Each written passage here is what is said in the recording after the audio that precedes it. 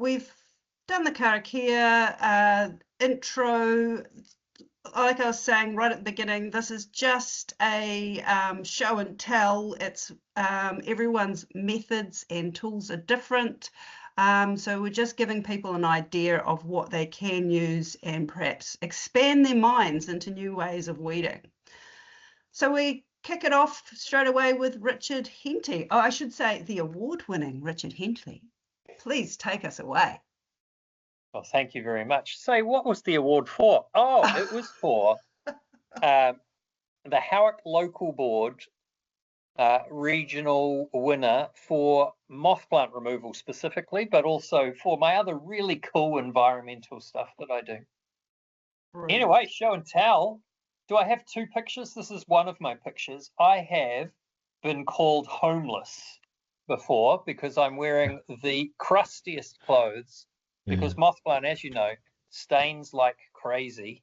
So I wear these nasty clothes, boots that are older than most of the students I teach, gear bag, typically just 4 tools, the little trowel, the blade saw, bottle of poison, and secateurs.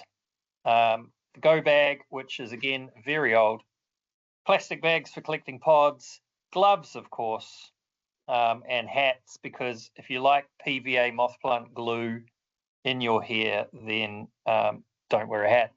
I don't wear goggles because goggles blur up and fog up too easily, and so you actually end up more blind. But you definitely don't want moth plant PVA glue in your eyeballs because that can cause a few problems.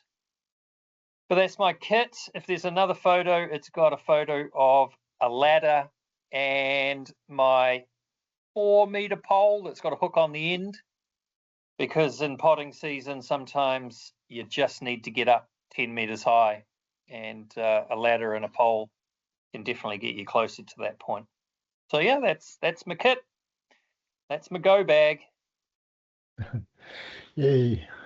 Brilliant, thank you. Is someone moving? Oh yeah, there's the next slide. Brilliant. I was going to ask you a question about your pole. I've seen lots of different versions of poles. What is it about your moth plant pole that makes it work? It's relatively light because it's not metal based, so it's just a cable conduit tube.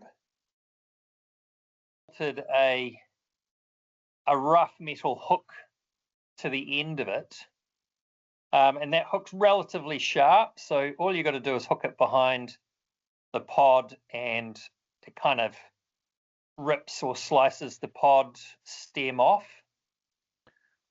With deft skill, you can tug it and the pod comes flying towards you, and you can catch it in midair if you're clever.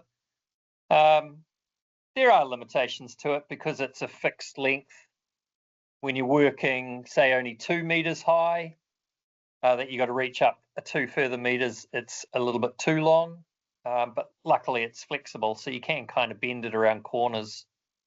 But in a high breeze, it flops around like crazy. So, like I said, pros and cons. But it works for me. Sticks out of my car window and looks like I'm driving and jousting at the same time. But yeah, fairly cheap and simple to make.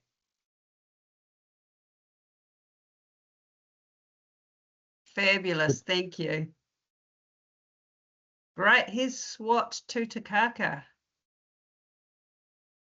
Who have we got speaking for SWAT?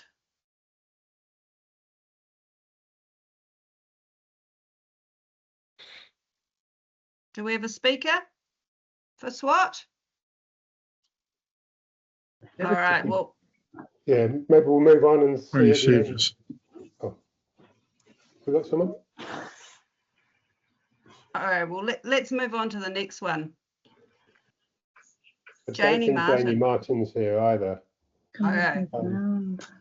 This looks like a really impressive tool. It does. I know she's very proud of it. I know Janie, and she actually buys it in from overseas. Just nothing else quite matches it. It's super durable. Nigel, can I just put you on hold there? Can everyone make sure that your microphones are off? I can just hear someone in the background. Sorry, Nigel. Yeah, so she uses it for just everyday weeding. She absolutely loves it. Is super durable. It just does the job for her. Can you not turn the volume up? Yeah, go and put it on around there on the amplifier. I don't. Sorry, there's someone. Is it Tim? No, someone with their volume still, their microphone still on. I think we've turned them off now. Oh, perfect. Mark, I've just muted him for you. No problem. Fabulous. Has anyone come across this tool before? No. No. I've got a Okay. grubber that I use quite a bit, which is it's a £5 one, so I think it's heavier than this one. It probably does a similar job. Really great for grubbing out roots, but yeah, I don't use it on old man's beard. Brilliant. Great. Let's move on to the next slide. Robert Smith, are you here to defend your tools? But he's not here either. That's all right. We can Tim's carry here. on. Tim. Yep, I'm here. Great. Can you tell us about your toolkit? Yeah, well, I've got a couple of pictures. My first picture looks a little bit like a lot of what other folk use. This is just spraying, and we're doing a bit of spraying around where there are also native plants growing. So it's nothing new probably to most spraying contractors, but we're just using the where we've got a lot of weeds like convolvulus or whatever, and we're trying to say target. We may be able to spray around carrots with some graze-on type type stuff, but we're using the air intake type nozzles, which help to reduce the drift, and are quite targeted. So that the brown nozzle there with the little hole in it, that's like an air intake, and it makes the chemical go a lot further. It spreads it out evenly if you've got quite a if you're trying to sort of spray large areas of just about anything. It's great if you're doing like glyphosate type paths and trying to create a path. It just does a neat little fan and is quite efficient. And then on the red is just an adjustable typical type spray nozzle that you can kind of fly 4 or 5 meters or fan out and do something close, so it's versatile. But I also have the little container where I've got a long distance, and I can just swap the nozzles over if we're out spraying and I spot something that's 6 meters away that I can't easily get at. Okay, who's sharing whoever's sharing the slideshow? You've actually gone off the slideshow. Okay, perfect. Oh, here we are. Yeah, I mean the other thing that I find really useful about the larger sprayer, which is a solo, and I find the solos are wonderful electric sprayers. That larger one has also got adjustable pressure, which means that you can also crank the pressure right down, and again, really reduce the drift, which is important because some species of natives we've found are just super sensitive to chemicals, things like wineberry and fuchsia and a few other things that are particularly sensitive. So unless you've managed to get rid of all of the weeds before you plant, which is the ideal scenario, you're still having to do a little bit of control in the vicinity of your native plants. So that's something that the smaller sprayer, which is the one with this little switch on it, that's just like a 5 litre. And in some cases, I'll take the two together. Like I'll put 10 litres in the larger sprayer and have this 5 litre sprayer as well. So I can have graze-on type chemical in the larger one, and the smaller one is sort of slung around my shoulder. If I spot a pampas or something like that, I can deal with that. So you're always really just targeting the chemical on the plant that it's going to be most effective on. Just that's probably about enough for that slide. just worth to note, the volunteers out there, that every council and every district in New Zealand has different rules about what volunteers can do. And so I know in Auckland, if you're going to spray on a park, you need to do a Grow Safe course, which the council will put on for free for volunteers. So make sure you know your rules in your park, in your area, before you go ahead and do something like spraying or using power tools or anything like that. So make sure you find out what your rules are. Cool. Yeah, it's super important to have the permission of the landowner. You know, or if it's on public land, the adjacent landowners. It's just really helpful to make sure that people know what you're doing. Yeah. Brilliant. So next slide. Did you say you had 2 photos, Tim? Because I've only received one. Maybe Keith, if you can have a look and see if you can send me the other photo, and we can... There's another one which has just looked a little bit like, I've got a what's it called, a belt bag from Christchurch people that make stuff. or if you've got the photo there, could you It's an orange belt bag. Yeah. And basically what we're doing weed busting, but we're also doing predator control pests. So we're trying to deal with all kinds of pests, not just the plant pests. And so basically we try to have everything. So I've got a can of spray for wasps and some powder for killing wasps' nests, and we've got, you know, lures and things for Doc 200s and various traps and things, and a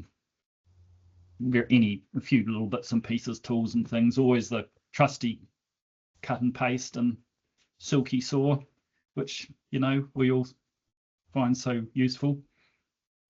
So that's pretty much, I think, what you would have seen in that picture. Twin Needle, I think, is the Christchurch people that make quite cool stuff. That's quite cost effective as well. Oh, thank you, Tim. You're welcome. Next slide. I think we have back to... Oh, that's me.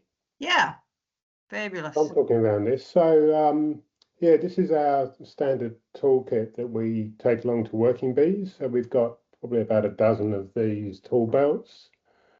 So normally it's all inside that belt, and we give them out to volunteers. So at the end of the day, people can just give us the tool belt back, and we know, you know, they haven't lost anything. So it's really good for keeping stuff together, but it also makes the volunteers feel quite valued when they get themselves a tool belt to use for the working bee.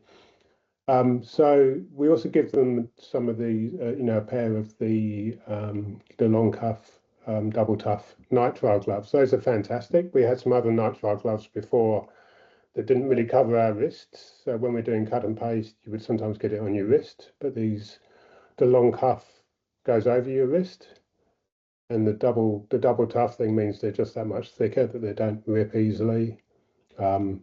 We're sort of hoping they'll give us protection against wasps as well. It's sort of worked. We haven't been stung this year, but that's just by luck. But yeah, we had some wasp stings through our gloves before, so we think with the double tough underneath, the wasp might not get through that. We also give our volunteers some cut resistant gloves, like if they're using the handsaw. Some people have. Well, the ranger told us, you know, she cut herself in the past, so we should have cut resistant gloves with those saws. And we use the cut and paste Glymax gel. So we've got the Barco folding saw and a pair of Barco secateurs. Sometimes we'll use those in various ways. So we'll use them for scraping along the vine before pasting it, as well as cutting through the vine. Occasionally we even dig with the secateurs, you know, if we just have them closed, and if there's like a climbing asparagus or something, we might just dig it out with the secateurs. And then the belts are fantastic. They're a New Zealand made belt from a company called Bagham. So we yeah, we like using those ones.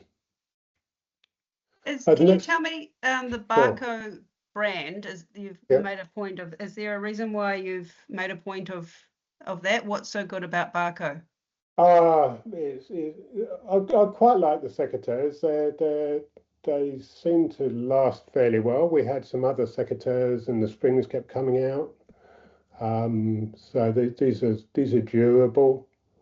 They're good colours, so you tend not to lose them. And the saws are, yeah, they click open with that little button. So I have found with some of the other, I think it's the steel saws, that they'll fold on you quite easily. And so these ones, once you've got them open, they'll stay open. I think they still have a button on top or something, and we were pushing that by accident. So yeah, so we tend to use those. But we do have some different secateurs that some more expensive steel ones that when we're out there quite a lot. These steel ones, they've got the button at the top, so you can open and close them one-handed, which can be useful as well. So this is our sort of organizer kit, where we got, you know, water bottle, first aid kit, some binoculars for spotting old man's beard across the valley. We take some spare gel tops. If people lose their cut and paste top, we can give them a spare. And a little spill kit, which is basically just a plastic container. If we spill the gel, you can scoop it up with that. Secateurs, and then we just love this steel pruner. It's probably made us about twice as fast, but we don't give that out to volunteers. You know, we got some special certification for it. The key thing with that is to have the good cut-proof gloves. So these are slightly more expensive. These are level 5E gloves. I wouldn't use this pruning tool without it. It does give you the protection. I have nicked myself a couple of times, and the gloves do give you the protection you need to be using that. So we use that in a number of ways. That's really useful for cutting into big stumps. We also use it for scraping along the old man's beard vine, so you can just, you know, scrape your hand or scrape your little saw blade across it. And we can also sort of stump grind a little bit into the stump with it before we put the paste on, and cut the vines in the air. So it really sort of pretty much replaces all our other tools and just makes us super fast. A couple of things we don't like about it. It doesn't have a tensioner, so the chain does get a bit loose and comes off at times, and it fills up with crap, and it takes a little while to sort of release that out. But it just makes it so much faster. It's worth having that. And then we've got some spare batteries and oil with that as well. Yeah, just good to note again that a lot of councils don't allow volunteers to use power tools. So make sure you check with your council whether you're allowed to use those on public and parks and public land. Absolutely. And then this is Sam. I think Sam's on the call. Don't know if you want to say anything, but this is him in action with the. He's got his phone in the top pocket. One thing we found, we've had some volunteers dropping their phones and they're on mute, and then it's really hard to find them. So we try and make all our volunteers take their phones off mute when they show up.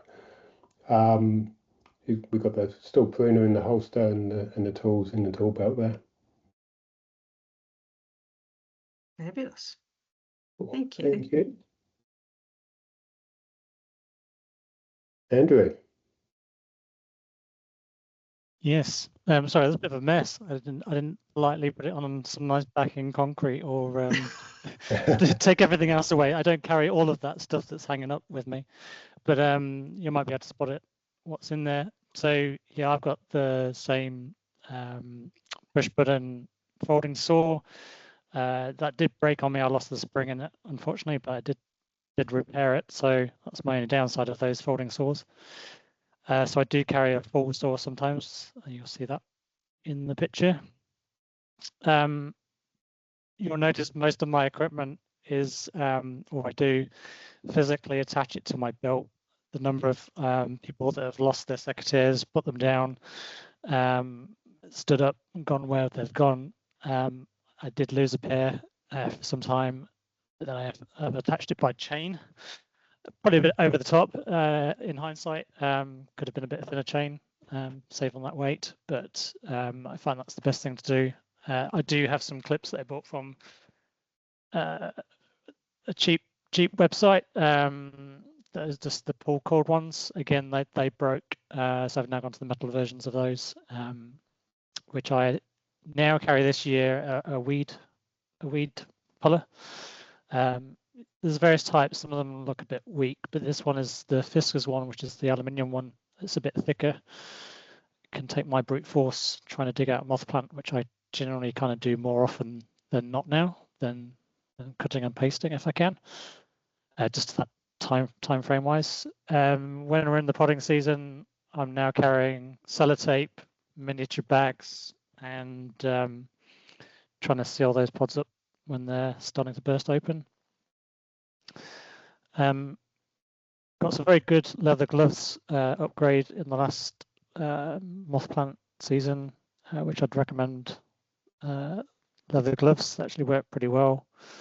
Then some thinner ones when you get all the gunk on your hands. My pole is an extendable. Is actually an extendable saw, which I've taken the head off and bought and upgraded. They are quite expensive, unfortunately. Fiskars fruit picker. They're about $50, and I did lose that up a tree because it broke. So I have reinforced that as well.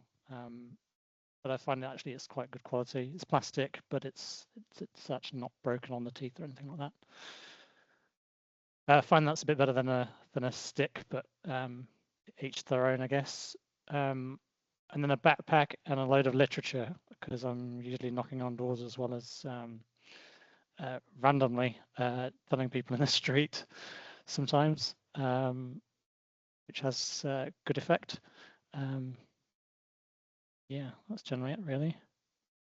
A lot of stuff. It keeps growing. I think just on the left of the picture, which was a joke on Facebook, is taking a torch and going out at night. But I think I'm going to stop there, really. Otherwise, I'll be taking tassel lighting and whatever else. What's not in this picture is I do have a trolley cart, so a 4-wheel trolley cart, and found in the bush was an old 2-wheel Kmart basket, which is actually pretty handy for dragging a bag of pods home. But that's obviously really more when it's podding season, you have to go back and count them. And for those who have looked at the moth plant map, Mangere Bridge is looking nicely yellow, Andrew. Good work. Yeah, we're getting there, mate. Still a bit to do, though. Still taking me 2 years to get to that point. Thanks, mate. Thank you, Andrew. That's amazing. Great. Shall we move on to the next one? Keith, are you here? I am here. My camera's not working though, so you can concentrate on the slide. I work mainly around Leroy's Bush, around Birkenhead. We've been doing it for about 9 years, so we don't have any moth plant left at all in our area. So our main tool is on the left there, the Wolf pod plucker poles. We've been using them in pest-free Kaupatiki for about 6 or 7 years. I really like them. We also, just up above, partway up where it says Lloyd's hook for wolf poles. I see Lloyd is on this call. Shout out to you, Lloyd. I used it on Monday. The pod on the wolf pod pluckers, those baskets can be a bit fragile, particularly around where they join onto the attachment. And so if you've got a tangled vine, what I've learned over the years is not to try and pull it down with the basket, but to make a hook. Well, to use Lloyd's hook, he made 2 for us, which was wonderful. He made it by using the attachment that goes into the pole, and then he attached an ordinary sort of hook that you can get. You can see that grey thing there, that you can get from a warehouse or a hardware shop, I mean, and then attached it with some stainless steel hose clips, and it's really effective. And it means you can hook the vine, wind it round and round and round and round, and then pull it down with all your weight. You can just swing on the pole and it works really well. And just above that, you also see we've got some cutters. That's particularly handy for really gnarly situations. Once we had about 800 pods in a Puhutakawa at local primary school, and to actually get to them all, we pruned the Puhutakawa so we could reach the very top of it. You couldn't tell we'd pruned it afterwards, so that was great. I cut my arm 2 or 3 times, so a certain person asked me to protect my arm, so I bought those on the internet. They're at the very bottom in the middle there. They're very useful. And I also have cut-proof gloves, particularly on my left hand, because I'd managed to cut my left forefinger quite a few times when the cutting blade slipped. On the right hand, I tend to use a soft glove, because that some people have told me it's too hard to take your gloves off to fill in cams when you're doing the work out in the field. But that soft glove allows me just to pull it back onto my fingers, pull it off my thumb, and then I can do the data entry really well. So to me, the phone is essential. I nearly always update what I've done while I'm out there because I'm so geriatric. I forget to do it when I get home. I've got a drill and an injector there for drilling and filling privet, monkey apple, etc. I usually use 2 types of folding saw. The one on the right is just your standard supermarket warehouse item, which are fairly clumpety. You tend not to lose them so much. The one on the left is a lot more expensive, a lot sharper, and I've broken probably about 6 or 8 blades over the past 10 years because they're high tensile, and if you push hard, it's quite easy to snap them. Above that is my spray bottle with methylated spirits in for when I'm working in Kari dieback areas. Methylated spirits is a lot more effective than sterigene. Sterigene is safe to put out in the public, but it doesn't kill Kari dieback spores in all its life cycles. I have a token medikit. I have never yet used it so far. To the left, like Andrew, we do a lot of door knocking, so we use the Forest and Bird folder, Forest and Bird flyer developed by Richard Hursthouse and others. And Pesteri Kaipatiki also has an A5 leaflet that gives the Pesteri Kaipatiki details. We have a supply of bags for putting the pods in, and back at Pesteri Kaipatiki they have a bin which goes off for hot composting. I have a hat, obviously, to keep the sun off my pate. More leaflets. I carry spare leaflets and spare cutters in case volunteers turn up on the day, and I also carry a spare PPE high-vis jacket. I have a backpack that most things fit into, and I have a chainsaw, electric chainsaw, that I only use on private property because we're not allowed to use it in the reserves. Any questions? That's brilliant. I think I've got another slide too, which... Oh, fabulous. Yeah. So for more serious situations, we use weeding bags produced by Eco Matters in Auckland. I think they cost $50 or $60 now for the larger size. The big advantage of those is that those weeds which might regrow if left in situ, you put them in there, and providing you tie the top up very carefully and don't leave it in too sunny a spot, the weeds, even ginger, will rot down in those within a year. And again, on the right, for Kari dieback situations, sometimes I take out this tub and a brush and also some bottles of water so we can clean the mud off people's feet.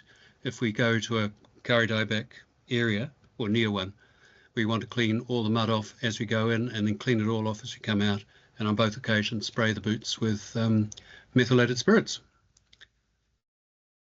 Really impressive, Keith. Well, if somebody would like that, I'd like to retire and somebody to take over from me. But that may not happen for a year or two. No chance, Keith.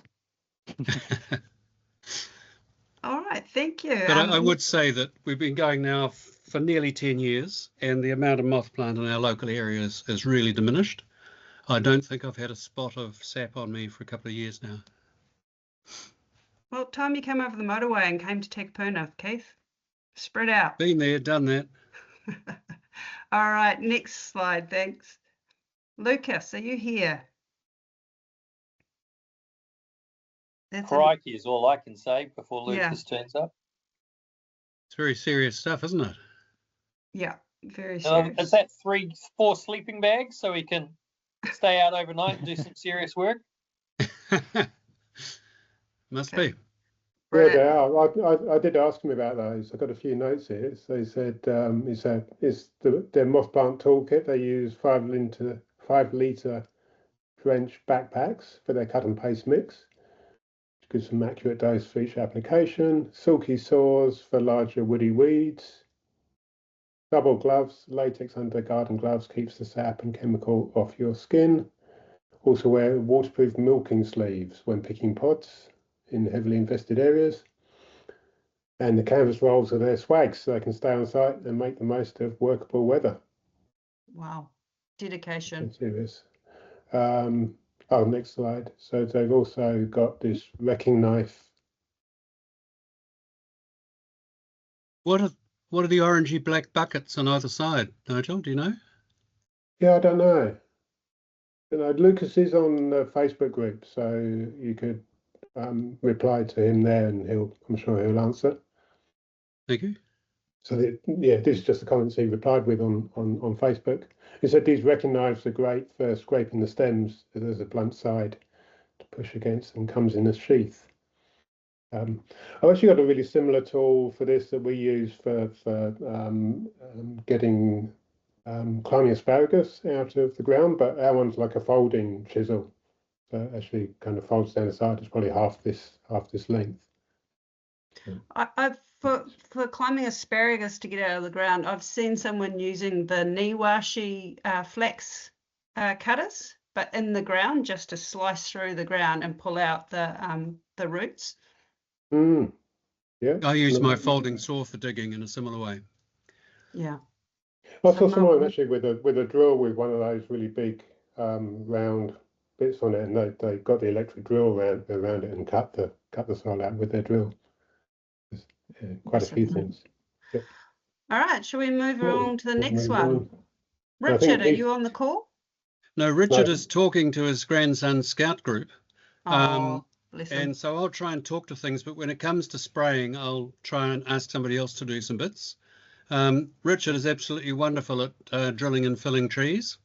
So he's got a bit of the gear there. It's a much bigger drill bit than I've ever used. He must have a bigger drill. And I can't speak to the other equipment he's showing there. Do you know what that is on the left, anybody? I think it's just That is the drill bit. It's just camouflaged. Oh, yeah. Okay. It's too clever for me. But yeah, he was telling me the other day that he likes to use those sauce bottles. And in one he has 10 grams per litre of metsulfuron, and the other 50% glyphosate for pest trees. And on the right, I think it's standard kit, a silky saw. I wouldn't dare buy a silky saw because I lose so many. They're too expensive. And then it's Richard who taught me all about cut and paste gels. Brilliant. Thank you. I just see Mark's got his hand up. Do you want to ask a question, Mark? Yeah, can you hear me? Yep. I think that that big drill bit that he's got, and mentioned below it, is for Phoenix palms. And we all know what the the base of a Phoenix palm looks like. So I would say that that's pretty much why he's got that. Any smaller drill, any smaller diameter, just wouldn't bite and get into the base of a Phoenix. Well, the big thing about Phoenixes is because they don't have a layer like a normal tree, you have to drill right into the centre to kill them off. Yeah, that's pretty Is my impressive. understanding. So with a privet, I only drill a couple of mils into the bark, but with a Phoenix, I actually used a chainsaw to cut right in and then paste it. Yeah.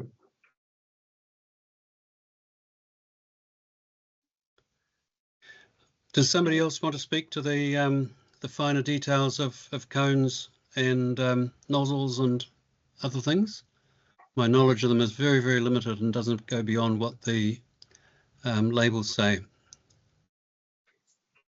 Yes, I'm happy to comment. When I had an orchard and I was spraying like kilometres off a tractor with a sprayer, we all used the old standard fan sprays or whatever, but then they introduced the air inlet nozzle type, which was shown to you by Tim.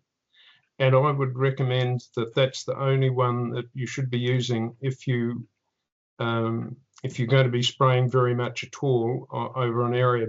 It's the main reason that the air inlet nozzle works better is that it changes the size of the droplet so that when it hits the target, it spreads and stays there. Whereas if you're using the kind of nozzle that everybody's got loads of, it's coming out as a fine mist, which can also be picked up by the wind. And Tim referred to drift or similar kind of a statement. So that would be my comment on the kind of nozzle that you can get. Yep. Brilliant, thank you. Thanks, Mark. All right, next slide. All Did you right. comment on that too, Mark, or somebody else who knows more about spraying than I do?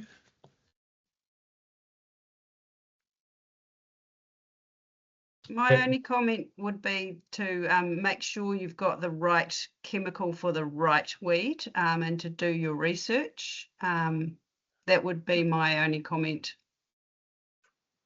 Yes, and I would comment that on if you're not sure about the herbicide you need, the person to talk to is the manufacturer's technical rep, which is always available to you. They might sometimes be in Australia, but they'll ring you back.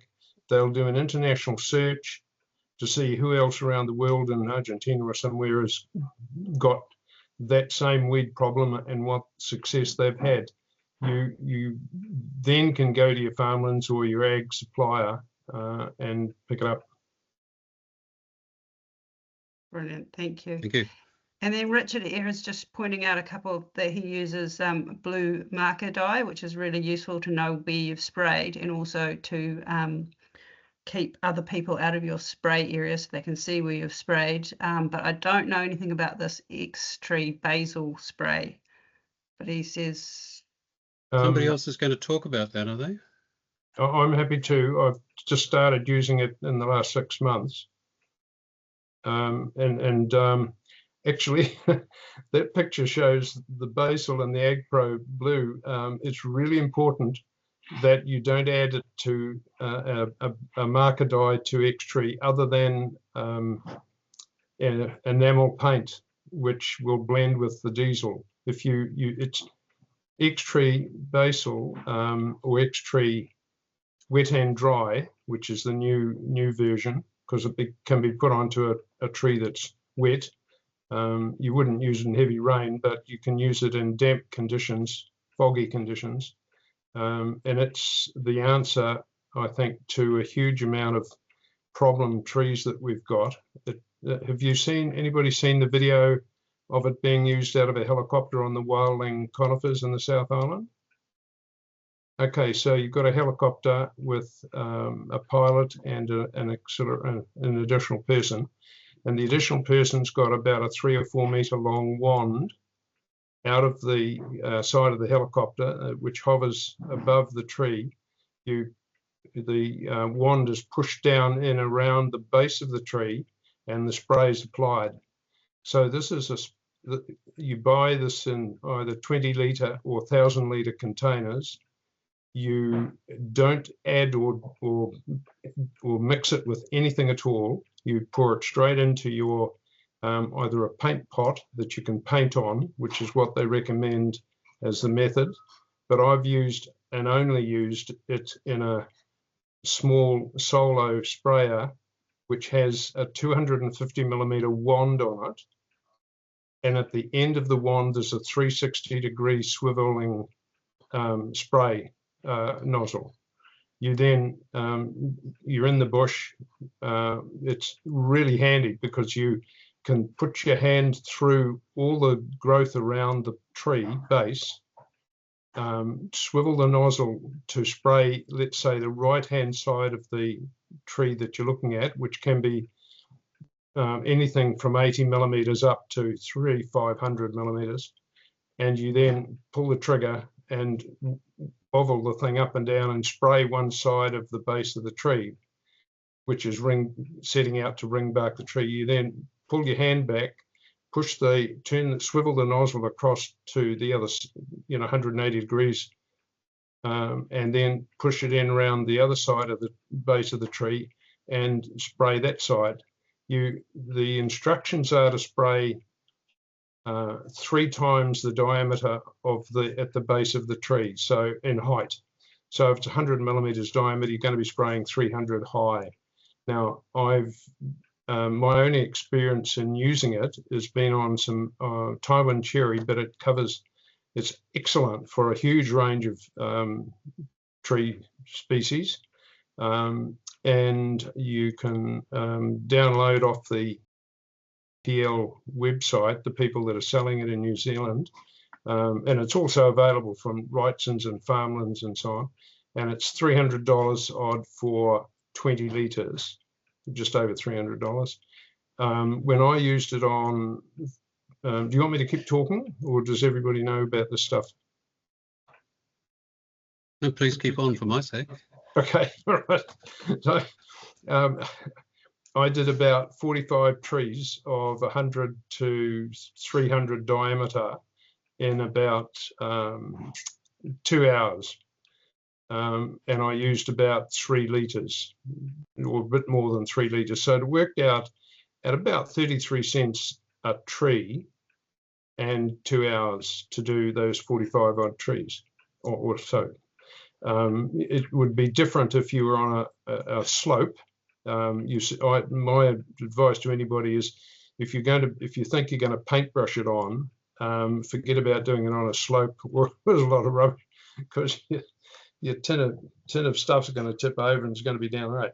Now, when I looked into with the company what the risk of transfer into through the soil, what happens to the product, I was told that it's got it breaks down in the soil and it stays within the root system of the plant.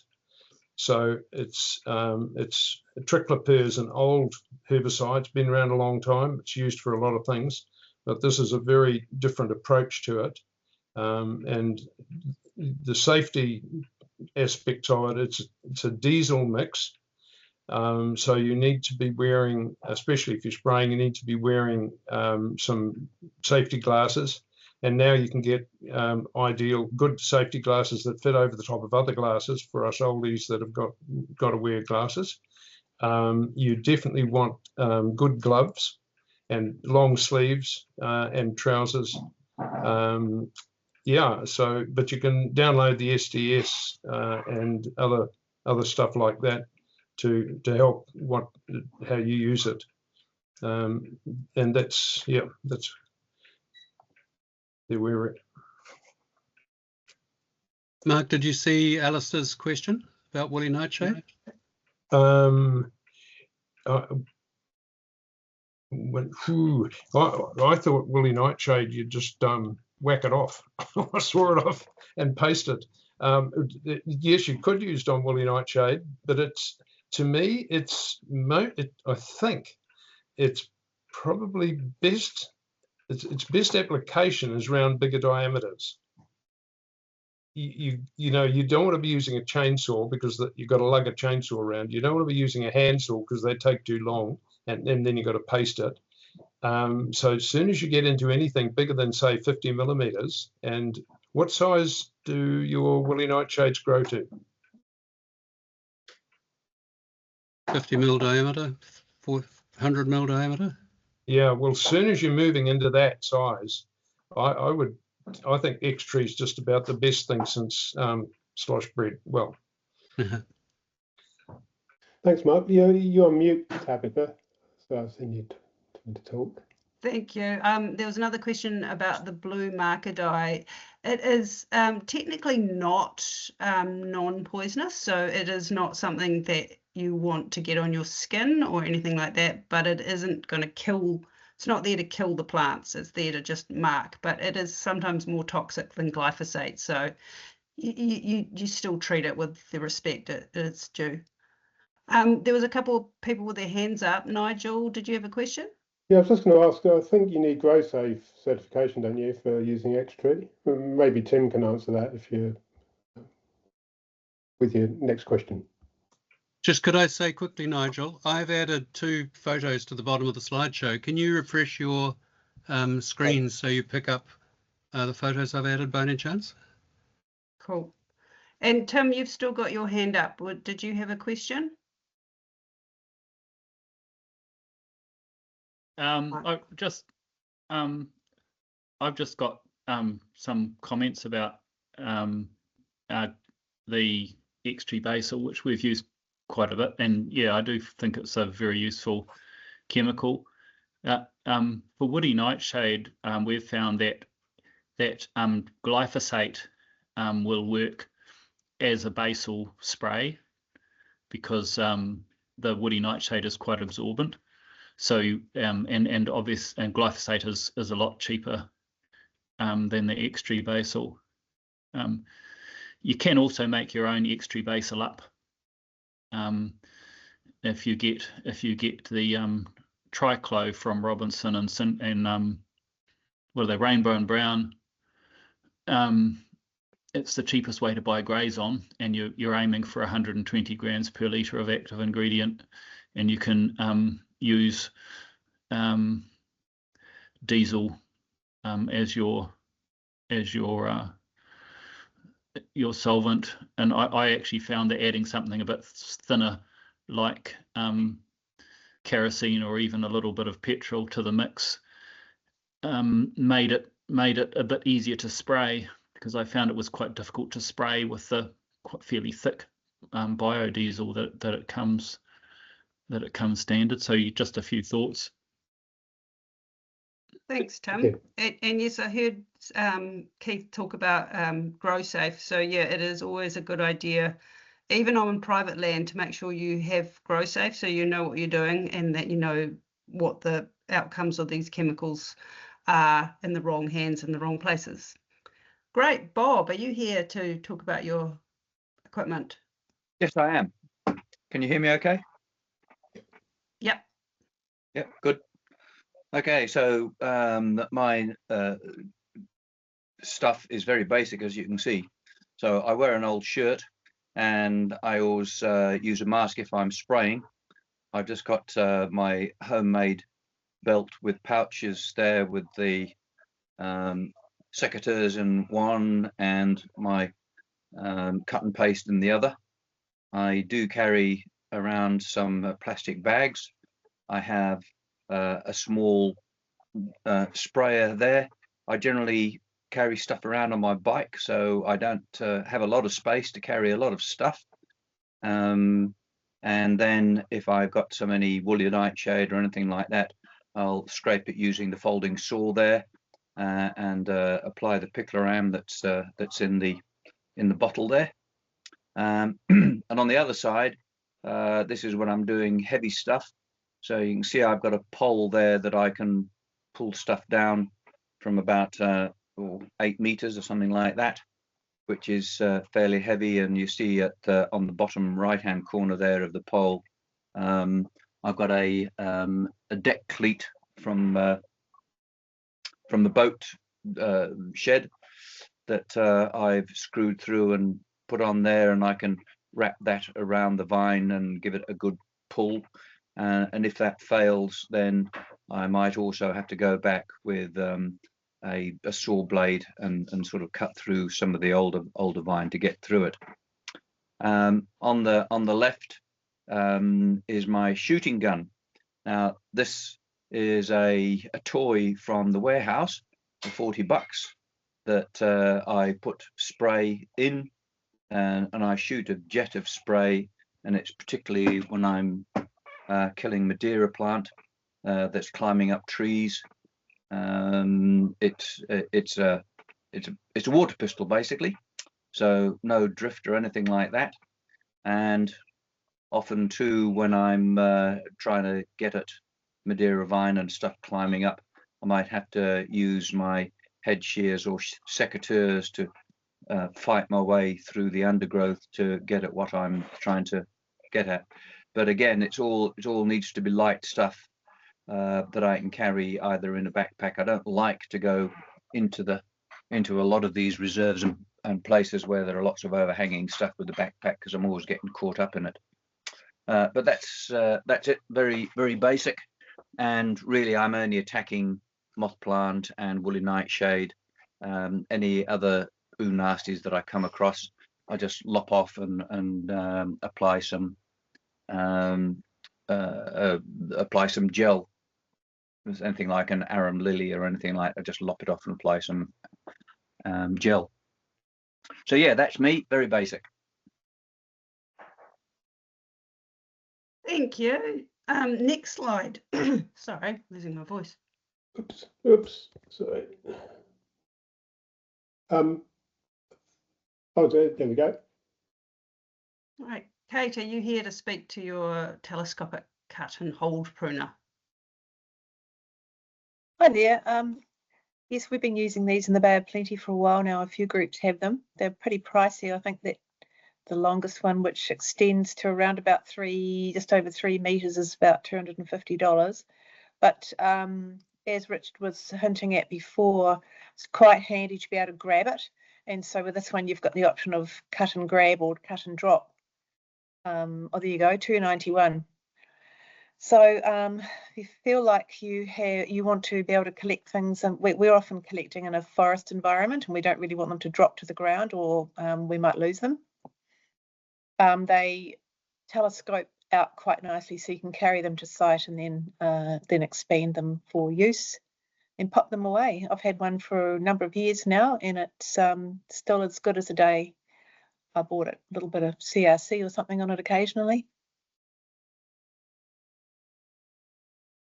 Brilliant. That looks really good. Is there a particular brand that one that's on the screen now is the one that I have. There are a few others, and I did a bit of homework beforehand. I live in the Bay of Plenty where we grow lots of avocados, so there's lots of options. And that was the one that I decided would suit our needs best. Other people have ones with a basket, or the one with a hook, which of course doesn't give you that option of picking and grabbing it. This is really just like a long pair of secateurs with a grip face on one of the two cutting edges. Fabulous. Thank you. Thank you. Um, I see Donnell's got her hand up. great.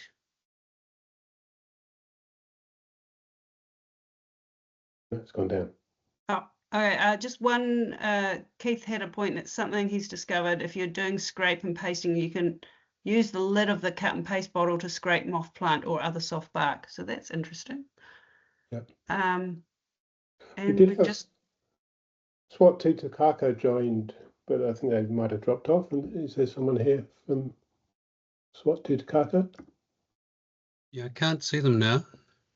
Oh, that's a pity. Well, we're swiftly running out of time. So if we've come to the end of the slideshow, or was there any more? No, that's it, I think, unless there's anyone here who's got slides that wants to talk to them. Somebody had put a picture in the chat. Did we want to talk to that? Oh, Andrew had. The Fiskars fruit picker and yeah, just examples I was using, just in case anyone wanted to consider price or location. Brilliant. Thank you.